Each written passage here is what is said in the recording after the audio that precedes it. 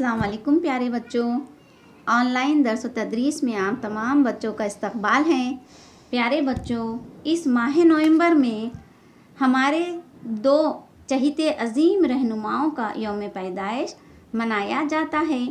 11 نومبر کو ہمارے ملک کے پہلے وزیر تعلیم مولانا ابوالکلام آزاد کا یوم پیدائش یوم تعلیم کے طور پر منایا گیا، اور آج یعنی 14 نومبر کو ہمارے ملک ہندوستان کے پہلے وزیر اعظم پنڈت جواہر لال نہرو کا یوم پیدائش منا رہے ہیں۔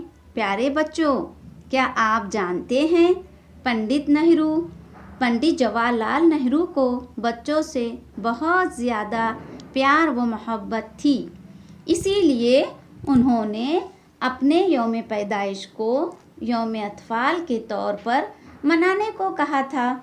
یوم اطفال یعنی بچوں کا دن۔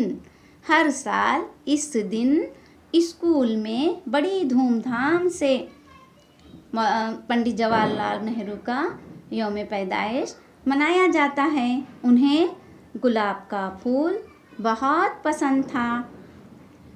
وہ کہا کرتے تھے، مجھے بچوں سے بہت پیار ہے، کیونکہ بچے ہی ہندوستان کا روشن مستقبل ہے۔